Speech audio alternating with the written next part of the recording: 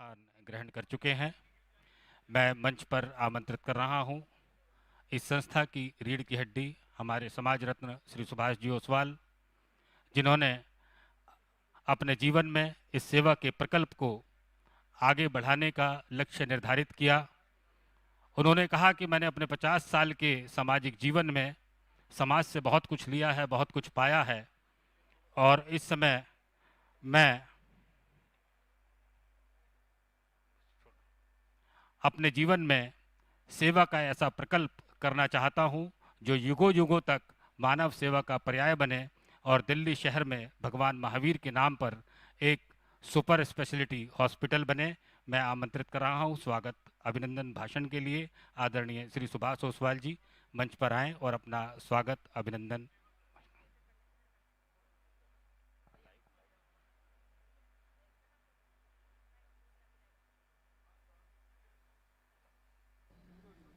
परम आदरणीय रामनाथ जी कोहली, भारत के गणराज्य के राष्ट्रपति, प्रथम नागरिक और साथ में प्रथम नागरिक महिला, फर्स्ट लेडी ऑफ इंडिया, सम्मानित मंच, आज भगवान महावीर हॉस्पिटल के इस प्रांगण में जिस रूप से हॉस्पिटल का निर्माण होना है, जिस रूप से हॉस्पिटल को सेवा का मंदिर बनाना है, और उसके पीछे यदि मुझे बहुत बड़ी प्रेरणा है तो श्रद्धेय राष्ट्रपति जी से है, जिनकी परिवार सेवा के काम में, सहयोग के काम में, मानवता के काम में किस तरह से अग्रसर है, वो एक प्रशंसनीय और अनुमोदनीय विषय है। साथियों,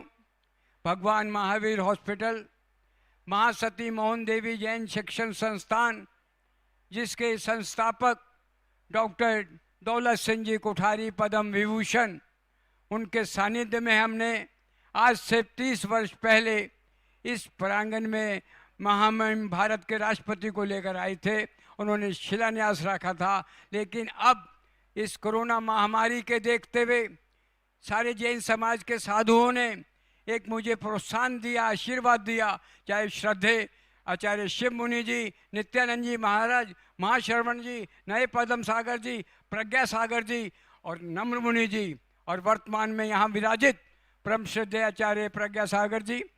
रविंद्र मुनि जी महाराज ने आज से 2 वर्ष पहले मुझे पूना में कहा कि सुभाष जी, आप दिल्ली में ऐसा हॉस्पिटल बनाओ जो जैन समाज के लिए एक नए इतिहास की रचना हो। इस कोरोना महामारी में जिस रूप से लोगों को मरते हुए देखा है, उसका सबको एक सुखद अनुभव है, दुखद अनुभव है। साथियों,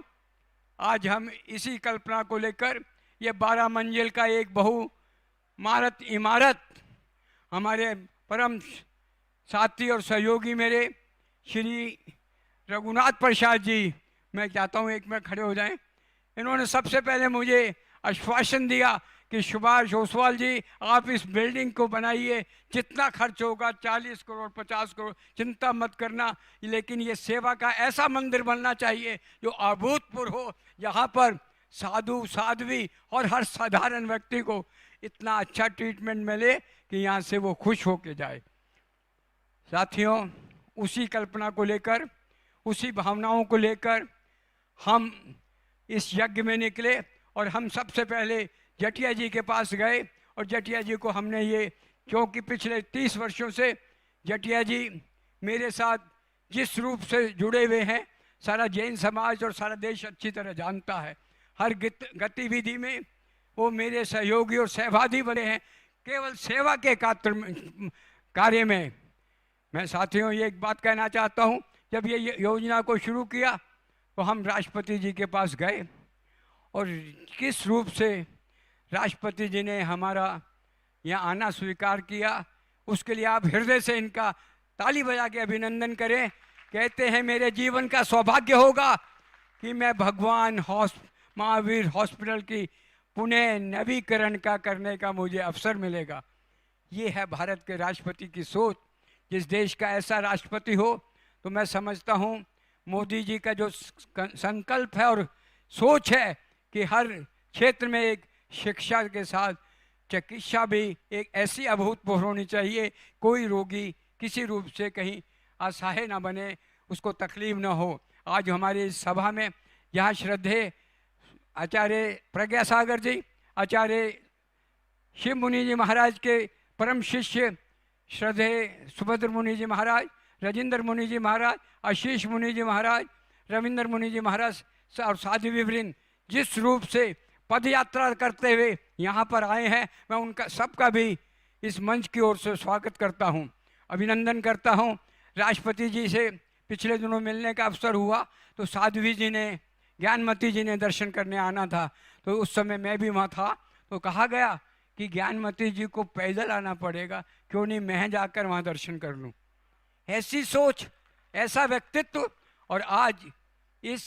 मंगल बेला में, मंगल अवसर पे स्वयं महामहिम जो हमारे बीच आए हैं, मैं सभी का स्वागत करता हूं। हमारे बहुत सारे बाद में मैं सारी सूचनाएं दूंगा कि इन लोगों ने मुझे बहुत बड़ा सहयोग का आश्वासन दिया है और बहुत बड़ी राशि किस रूप से हमने कलेक्शन करी है और कैसे हमारी योजनाएं हैं, समय में आने पर आपको बताऊंगा। धन्यवाद।